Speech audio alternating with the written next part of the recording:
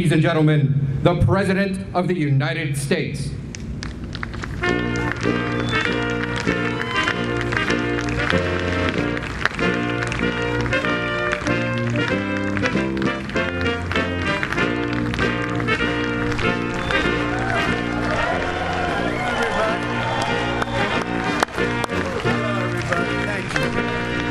Thank you very much, everybody. Please. That's a nice crowd on a nice, cool day. It's beautiful, though. Might be hot, but it's beautiful. We're here today to celebrate and expand our historic campaign to rescue American workers from job-killing regulations. Before I came into office, American workers were smothered by merciless avalanche of wasteful and expensive and intrusive federal regulation. These oppressive, burdensome mandates were a stealth tax on our people, slashing take-home pay, suppressing innovation, surging the cost of goods, and shipping millions of American jobs overseas. Millions and millions and millions. It never ended. Nearly 4 years ago, we ended this regulatory assault on the American worker, and we launched the most dramatic regulatory relief campaign in American history by far. No other administration has done anywhere near. Thank you. At the heart of this effort was a revolutionary promise. For every one new regulation issued, we pledged that 2 federal regulations would be permanently removed. We not only met that ambitious goal, which at the time people said was impossible, we vastly exceeded it. For every one new regulation added, nearly 8 federal regulations have been terminated. Been an incredible achievement. As you can see behind me, we have removed the gigantic regulatory burden Americans have been forced to carry for decades, freeing our citizens to reach their highest potential. Our historic regulatory relief is providing the average American household an extra $3,100 every single year, and we're going up from that number. We're going up from that number. Think of that. $3,100 per household. Joining us today is Vice President Mike Pence. Thank you, Mike. Commerce Secretary Wilbur Ross. Wilbur, thank you very much. Labor Secretary Eugene Scalia. Thank you. Thank you, Eugene. Health and Human Services Secretary Alex Azar. Thank you, Alex. Transportation Secretary Elaine Chao. Thank you, Elaine. We had a great day in Georgia yesterday, cutting regulations like nobody's ever seen before. EPA Administrator Andrew Wheeler. Thank you, Andrew. Thank you very much. OMB Acting Director Russ Vogt. Thank you, Russ. And Small Business Administrator, I love her name, Jovita Carranza. Jovita, thank you. Thank you. And CMS Administrator Seema Verma. Thank you, Seema. Great people. Those are great people. They're doing an incredible job. I also want to thank the many state and local tribal leaders who join us in this great cause. Thank you very much, and thank you for being here. We appreciate it. Thank you all very much. What we have achieved together is truly without precedent. Never happened before. The previous administration added over 16,000 pages of heavy-handed regulations to the Federal Register. That's why nothing got done. Under my administration, we have removed nearly 25,000 pages of job-destroying regulations, more than any other president by far in the history of our country, whether it was 4 years, 8 years, or in one case, more than 8 years. The prior administration piled up more than 600 major new regulations, a cruel and punishing regulatory burden that cost the average American an additional $2,300 per year. Think of that. The average American, $2,300 regulation, hitting low-income Americans by far the hardest. These regulations also inflicted a steep economic toll on African American communities. By contrast, our reforms are putting more money into the pockets of hardworking Americans. In addition to saving every family more than $3,000 per year, my administration has just issued another reform that my Council of Economic Advisors estimates will lower the price of new vehicles by more than $2,200 per vehicle. And I think we're going to get that up to $3,500 per vehicle. It's very exciting. And by the way, the vehicles will be better, they'll be stronger, and they'll be safer. Our regulation cuts are also delivering massive savings on broadband internet services, and some home energy bills will be really historically cut. It's actually amazing. As well as historically low gasoline prices. Gasoline prices, you look today, I think it was $1.99. At the same time, we saved our oil companies. We're now the largest, since we've been here, the largest energy source in the world. Nobody's even close, so it's great. But we saved them. They had a hard time a number of months ago, and frankly, for a long time, but we've saved them. But $1.99, they were telling me, in some cases lower than that. We're bringing back consumer choice in home appliances so that you can buy washers and dryers, shower heads and faucets. So shower heads, you take a shower, the water doesn't come out. You want to wash your hands, the water doesn't come out. So what do? You just stand there longer, or you take a shower longer? Because my hair, I don't know about you, but it has to be perfect. Perfect.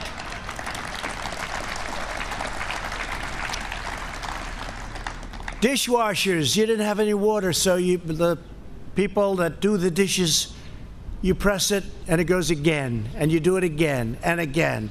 So you might as well give them the water, because you'll end up using less water. So we made it so dishwashers now have a lot more water. And in many places, in most places of the country, water is not a problem. They don't know what to do with it. It's called rain. They don't have a problem. And old-fashioned incandescent light bulbs, I brought them back. I brought them back. They have two nice qualities. They're cheaper and they're better. They look better. They make you look so much better. That's important to all of us. But they're better and much cheaper. And they were mandated out, legislated out, and we brought them back, and they're selling like hotcakes. We stopped the egregious abuse of the Clean Water Act, which extreme activists have used to shut down construction projects all across our country. When I signed that legislation, I had many farmers and construction people standing behind me. People that haven't cried since they were a baby, some of them never even when they were a baby, and they were crying. Many people were crying. We gave them back their life. They took away their land. They took away their rights. They took away their life. By reining in EPA overreach, my administration has returned the agency to its core mission of ensuring clean air, clean water, and a truly pristine natural environment. Our air now and our water is as clean as it's been in the last 4 decades. Yesterday, our country achieved yet another groundbreaking milestone by completing a sweeping overhaul of America's badly broken infrastructure approval process. It was totally out of control. Instead of taking up to 20 years to approve a major project, we're cutting the federal permitting timeline, it's already been done, to a maximum of 2 years or less, in some cases even less than 1 year. And it's possible that it won't qualify. It's possible that it won't be good environmentally or safety-wise, in which case, at least in a period of a year or two, we'll raise the hand and you won't make it. But most projects will make it, but you won't go for 10, 15, 18, or 20 years. There are many horror stories that we could relate. We're reclaiming America's proud heritage as a nation of builders. My administration has also eliminated massive regulatory barriers in our battle against the China virus.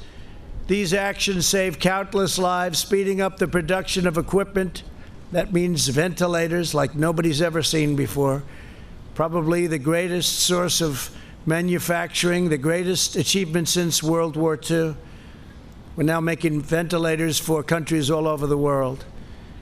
In medicine, accelerating the delivery of life-saving treatments and ensuring that We will have a vaccine in a record time. We're doing fantastically well on that. That'll be for another time, another meeting, but we are doing on therapeutics and vaccines incredibly well. No administration in history has removed more red tape more quickly to rescue the economy and to protect the health of our people. When you think of it, we are all set up that as we get the vaccine or therapeutic, and we're set up militarily, we're going to be delivering it in record time. It's all set to move. We put an investment up front, and we have logistical people, generals, great people. They're going to be delivering this all over the country as soon as we have it, and we've made tremendous progress. You've been reading about it. In total, we've taken more than 740 actions to suspend regulations that would have slowed our response to the China virus. This includes lifting restrictions on manufacturers so that our great auto workers could produce more than 100,000 ventilators. So we've done over 100,000 in 100 days. Think of that. And we didn't have ventilators. We weren't set up for ventilators. We became a country that's making a lot of them, helping so many others. Countries that are never going to be in a position to make them. They're complex, they're expensive, they're big. Very, very, very tough to do, and we've saved a lot of lives. And there's never been a person in our country, even though we started with almost nothing. I say the cupboard was bare when we took over. We started with nothing. There's never been a person in our country, even though we had just absolutely no, we were going on empty. Never been one person that needed a ventilator that didn't get it. Think of that. Not one person. As complex as they are, as big, as expensive, take a long time to get them done. Not one person has ever needed a ventilator that didn't get it. We made telemedicine, thank you. Great job. Great, really a great job. The people here, they get no credit for it. I don't want any credit. They should get the credit, but they get no credit. But we've done a great job helping so many other countries now. We made telemedicine available to all American patients and allowed doctors to work across state lines. I will tell you, the telemedicine is something that's really gone up by thousands and thousands of percentage points of percent, because what happened is people that wouldn't even think of using telemedicine all of a sudden started using it, and it's really turned out to be good. Really, really turned out to be good, and it solved a lot of problems. So that's something that's been great advancement. Furthermore, I've ordered federal agencies to look for ways to make these health care reforms totally permanent. Vice President Pence is also working closely with state, local, and tribal leaders to streamline occupational licensing.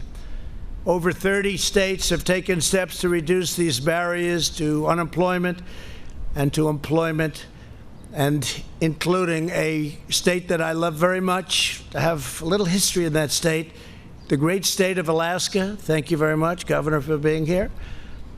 Mike Dunleavy. Mike, thank you very much. In Idaho, Governor Brad Little, who is here today with us as well, set a new record for regulatory relief. Good job, Brad. Good. Good governor. Great governor. Two great governors.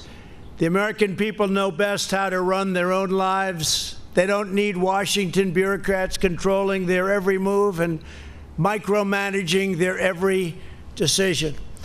With each regulation we cut, we are not only returning the money and the power to our citizens, we are draining the Washington swamp, and they're not happy about it, I can tell you that. I think you know that. The swamp was deep. I just didn't know how deep. Deeper than I thought. Joining us today are a few of the countless Americans who are personally benefiting from our pro-worker reforms. Joe Cambria owns Cambria Truck Center in New Jersey, good state, New Jersey, and it's been really something that he's seen firsthand, how our regulation cuts have helped create thousands and thousands of jobs. Joe, please come up and say a few words. Thank you, Joe.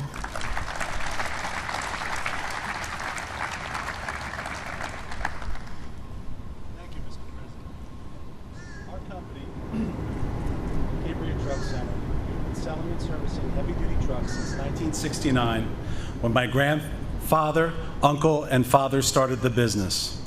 In the past 3.5 years, the Trump administration has kept its promise to right-size regulations. I want to thank you for that, President Trump. Regulatory reform in the energy sector creates jobs, reduces costs for our communities, and puts trucks to work. Streamlined permitting and creating an environment that allows for efficient construction and infrastructure repair and development has the same effect. As a result of these regulatory reforms, our industry has seen record sales of heavy-duty trucks, which has been a boon to dealerships like ours, as well as the environment. When new trucks replace older models, there is an environmental benefit.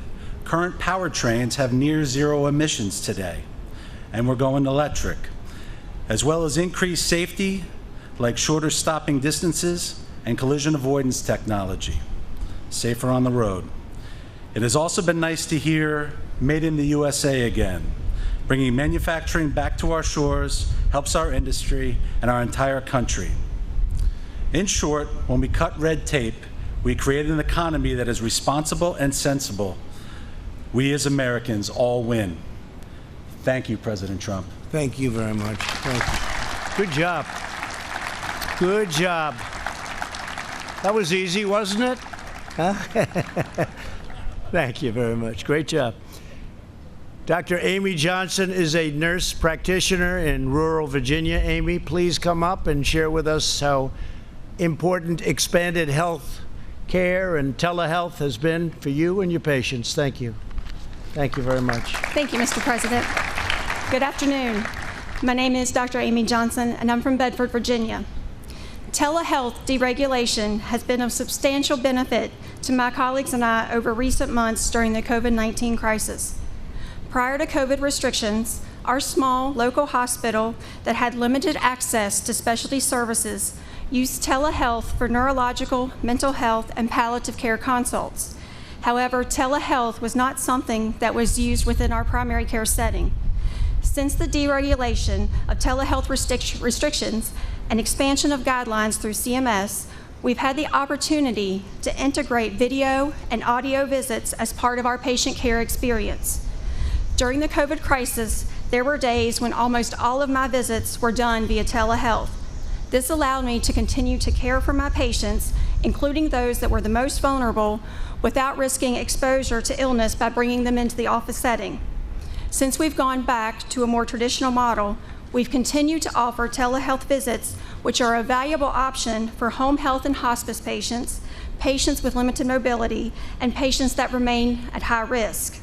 As a farm safety specialist, I can see the use of telehealth expanding to offer more services to our farming population and rural Americans, including much-needed mental health services, which are unfortunately very sparse.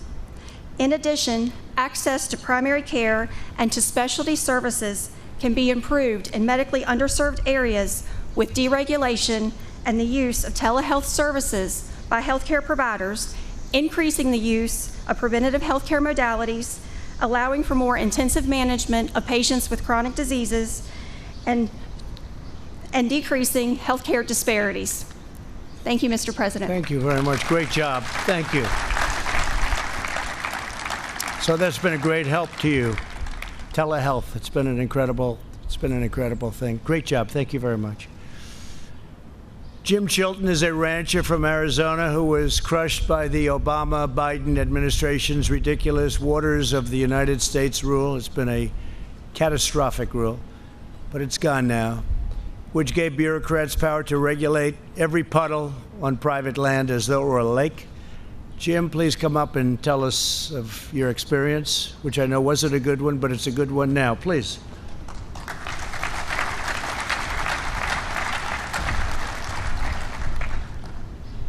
I appreciate the invitation, President Trump, to be here. And I appreciate the opportunity to thank you for the deregulation in every area, including the waters of the United States, cutting the red tape, setting us free as private property owners. Thank you. Our ranch has approximately 100 dry washes flowing across it. These are little washes with no water.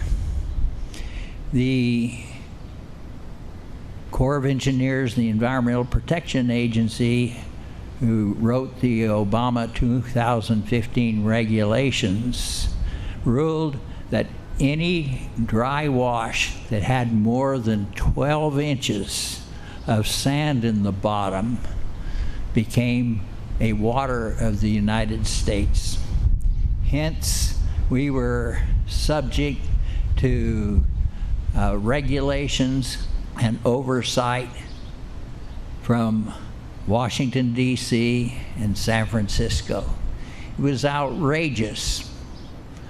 I believe that the 2015 rules and regulations were overreaching, caused red tape, and threatened me and other farmers, ranchers, businessmen, and landowners with the possibility of going to jail and facing huge fines. Thank you, Mr. President, for the navigable water protection rule that you promulgated. It has set us free. The heavy hand of government is no longer on our shoulders. Thank you, Mr. President. Thank you, Jim. Thank you very much. Thank you, Jim.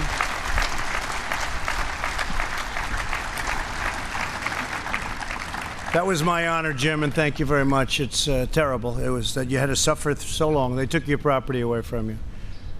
And you want to take care of your property better than any government is going to tell you to take care of your property. You'll take care of it better, so we don't have to worry about that. Thank you very much. Beautifully said. Thank you.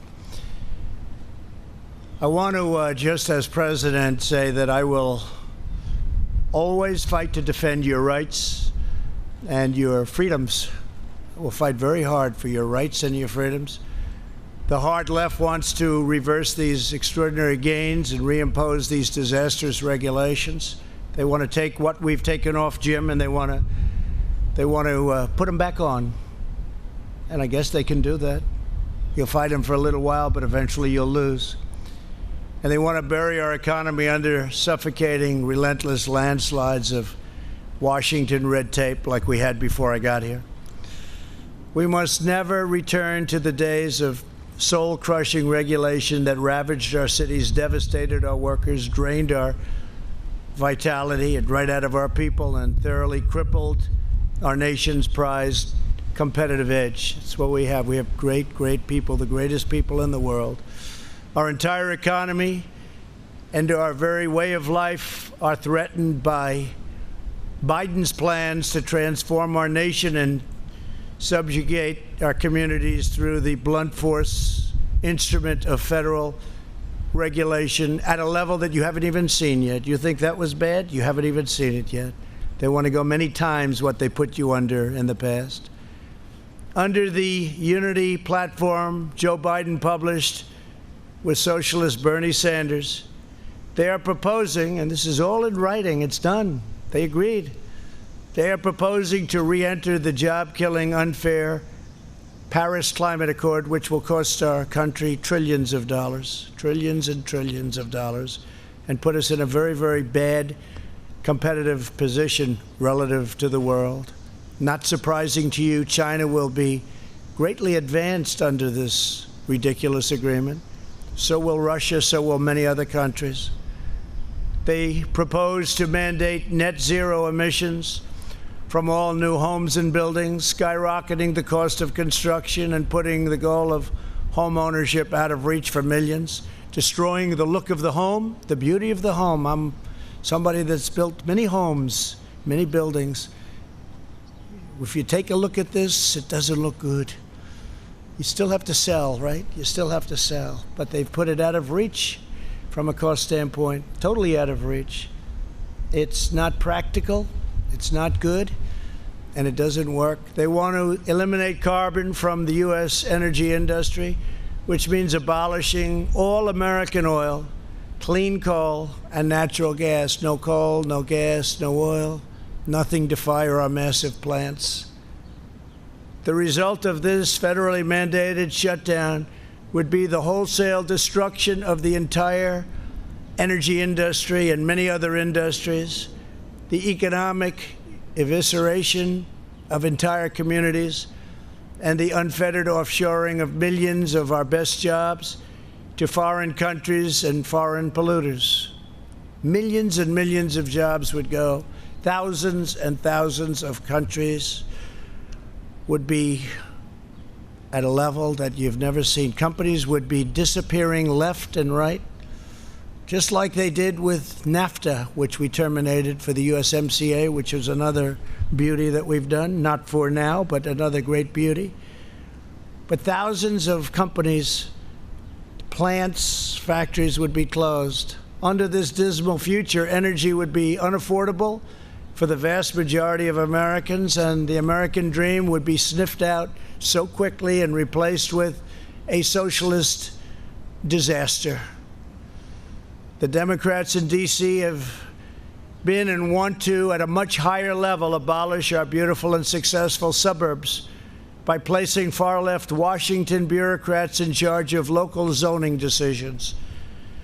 They're absolutely determined to eliminate single-family zoning, destroy the value of houses and communities already built, just as they have in Minneapolis and other locations that you read about today.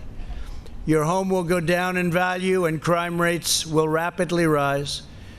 Joe Biden and his bosses from the radical left want to significantly multiply what they're doing now.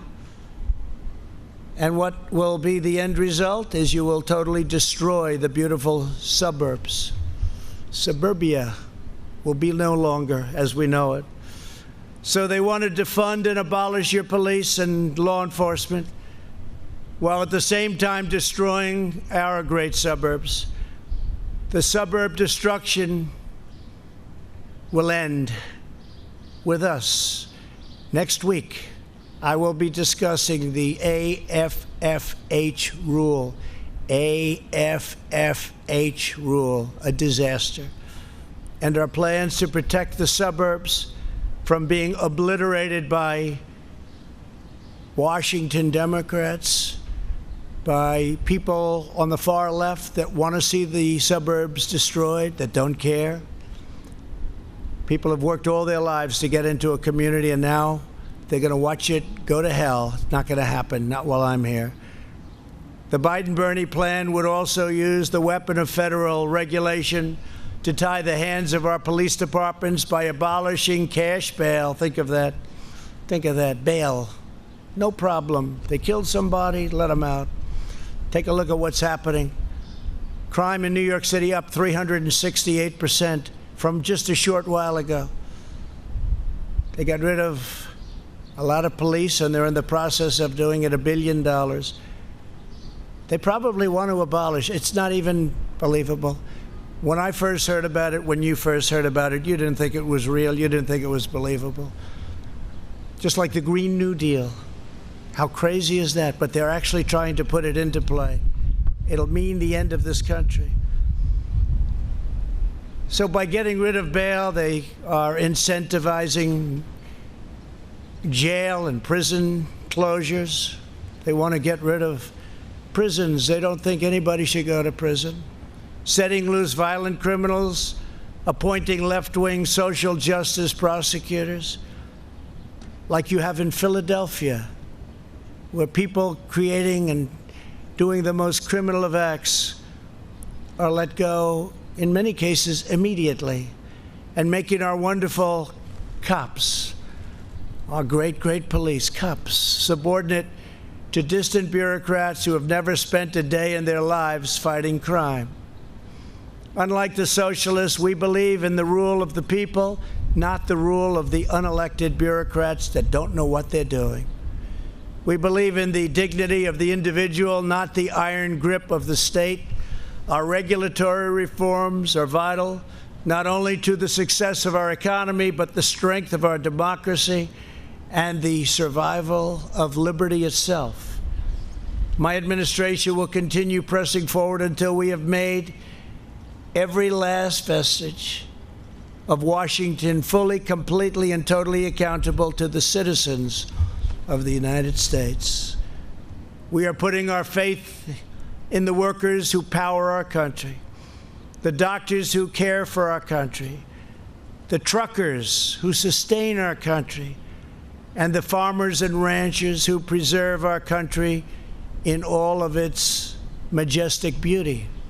The American people are the ones who made our nation great, and together we will make it greater by far than ever before.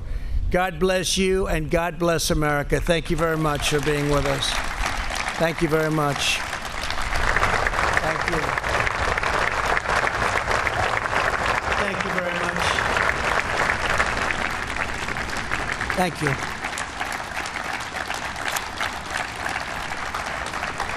Thank you.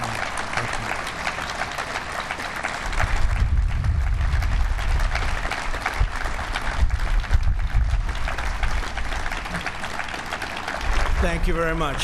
Thank you.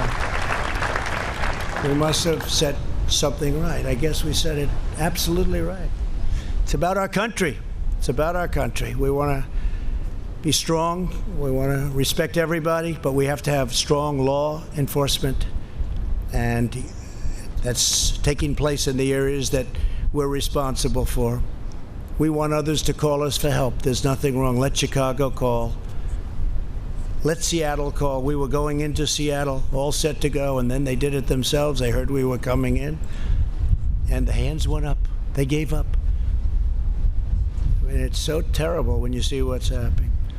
Minneapolis, we said, get the guard in there. 3 nights, get the guard in, get the guard. We got the guard in. The National Guard, they've done a fantastic job. As soon as they showed up, it was like a knife cutting through butter. You saw that, right? After 4 days of horror. It wasn't the police's fault in any of these places. They were told to leave. The police are, generally speaking, they do a great job. They were told to leave. But you saw what happened. Minneapolis, grab your gun and run. That's not what they wanted to do. But the National Guard came in, and we did a great job. No problem after that, do you notice? We just passed a statues and monument executive order, and they were going wild. They see that beautiful, look at it right there, it's so beautiful, the Washington Monument. If they had their choice, they'd take it down, and I guarantee you they'd rename it. They want to rename it. They want George Washington out. They want Thomas Jefferson out. They want Abraham Lincoln out. They want abolitionists out. They don't know what they want. They just want to destroy our country. We're not going to let it happen. We're not letting it happen. So I'd now like to ask Vice President Mike Pence to say a few words. Thank you, Mike. Thank you.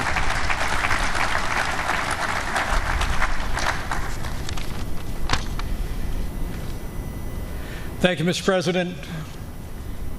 It's a privilege to be with you today. Thank you for bringing together all these great, hardworking Americans, to be able to hear their stories, to be able to reflect on the fact that before the coronavirus hit our country, thanks to your leadership, we built the strongest economy in the history of the world.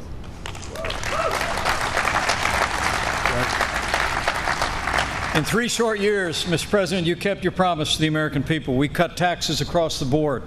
You fought for free and fair trade. You unleashed American energy.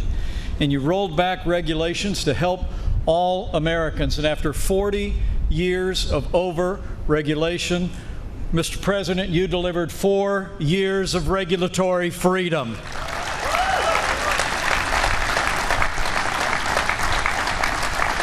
And in our first 3 years, the results were extraordinary. Businesses large and small created 7 million new jobs. Wages rose at their fastest pace. In more than 10 years, 2 million Americans were lifted out of poverty, 7 million Americans lifted off of food stamps, and the highest median income in the history of our country. And Mr. President, as you just reflected, a centerpiece of that was lifting red tape off the American people and American free enterprise. I remember those days in the campaign 4 years ago when you promised that for every new regulation, we'd eliminate 2 rules off the Federal Register. But as you just said, Mr. President, for every new regulation put on the books, you actually repealed nearly 8 regulations off of the American people and the American economy. And this president has already signed more bills rolling back federal red tape than any president in American history.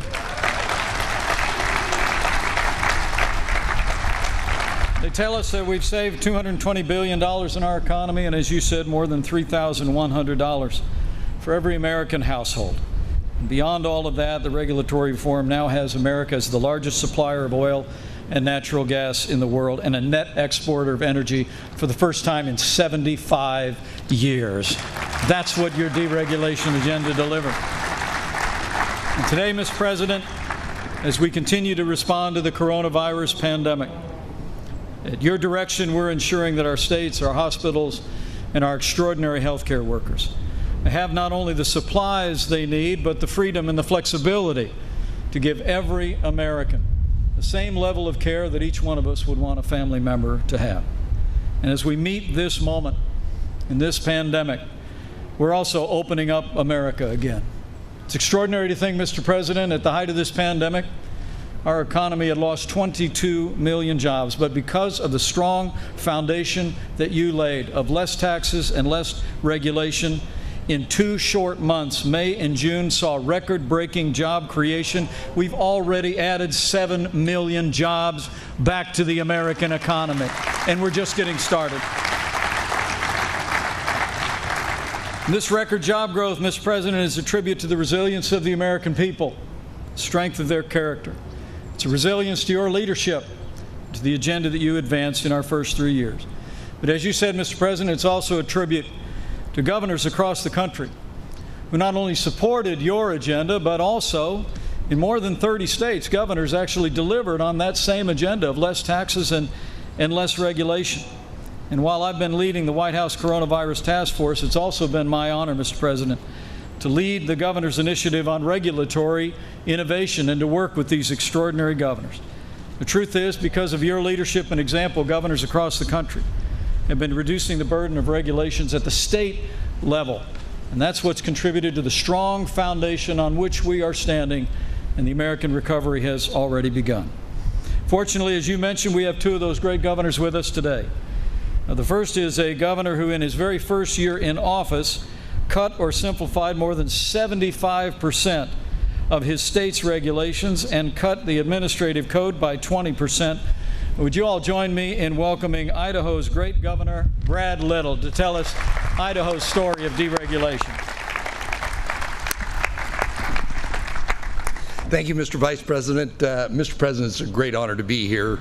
As the Vice President alluded to, our route to rebound is dependent upon the red truck, not the blue truck. What we did in Idaho, where we had the 3rd lowest unemployment, the 3rd fastest income growth of any of the states, particularly for those at the lower end of the income, was to match up with your regulatory reform and make more opportunities available. Whether it be the spouse of a military veteran that came there that wanted to have their license and their home state transferred, which today I can proudly say takes us 1/2 day to get that done so that those people can be there. Right. Whether it's a small business that wants to break through and remove the regulatory friction that existed there before. But as this economy changes as a result of what's taken place, you have to free up all Americans to have that freedom to create a new opportunity. One of the things that we did that we heard about from the good doctor was telehealth. Between CMS, the department, and what we did in Idaho, we increased telehealth availability in Idaho by 4,000%. Idaho is a rural state. Idaho is a state where accessibility and the cost of health care is always an issue. It's the combination and the teamwork of your administration and what we've done that made that available to where we will rebound in Idaho. And thank you very much, Mr. President. Thank you very much, Brad. Thank you. Thank you, Brad. Thank you, Governor Little. And finally, Mr. President, allow me to introduce a governor who told us in December when you kicked off the governor's initiative on regulatory innovation that in his first year in office, his administration modified or rolled back 239 different regulations in over 100 professions. He is making sure that Alaska is open for business and prospering with less taxes and less regulation. Join me in welcoming Alaska's great governor, Mike Dunleavy.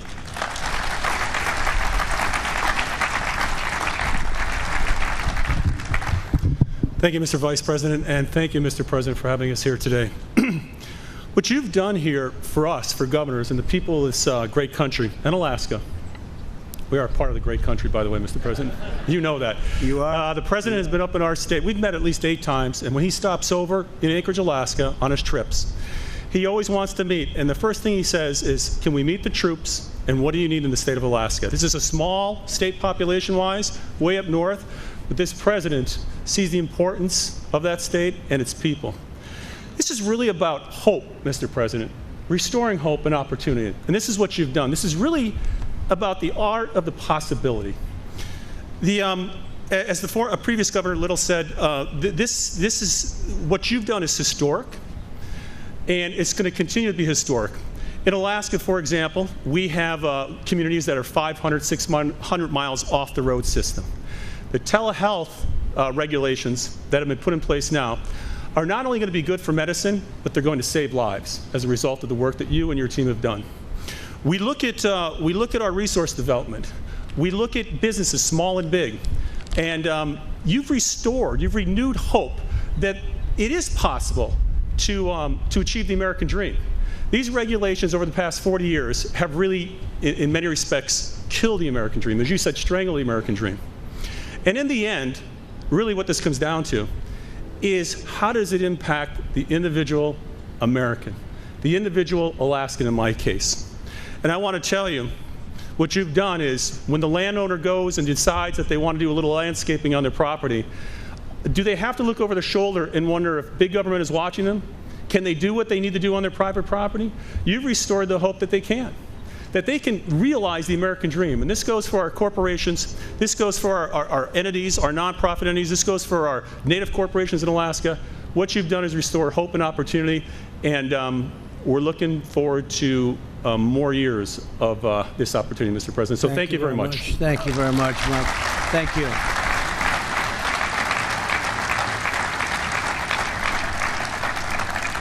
So we have many exciting things that we'll be announcing over the next 8 weeks, I would say. Things that nobody has even contemplated, thought possible, and things that we're going to get done, and we have gotten done. We've started in most cases, but it's going to be a very exciting 8 weeks. 8 weeks, like I think, Mike, we can honestly say nobody's ever going to see 8 weeks like we're going to have. Because we really have. We're taking on immigration, taking on education. We're taking on so many aspects of things that people were hopelessly tied up in knots in Congress. They've been working on some of these things for 25, 30 years. Wasn't happening. But you'll see levels of detail, and you'll see levels of thought that a lot of people believed very strongly we didn't have in this country. We're going to get things done. We're going to get things done that they've wanted to see done for a long, long time. So I think we'll start sometime on Tuesday. We'll be discussing our one plan on suburbia, but that's one of many, many different plans. Then we're going into the immigration, the world of immigration, the world of education. We're going into the world of health care.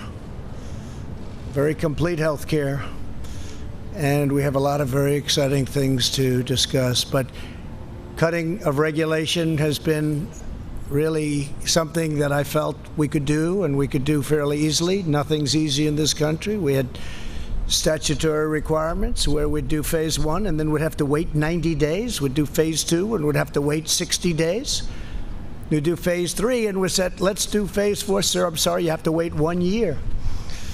But we were able to do things that nobody has ever been able to do, or even close, on deregulation. And these trucks, this really is a great a great little example. I don't know who thought of this idea, but it's actually quite simple and quite good. Is that Brooke? Quite simple and quite good. I don't love having that big sucker hanging over my head. I want to get out of here as fast as possible. But I do want to thank you all. Incredible people. You've done an incredible job. And to the speakers, please, thank you very much. Great job. Thank you very much. Thank you, everybody. Thank you. Thank you. Thank you, Brett.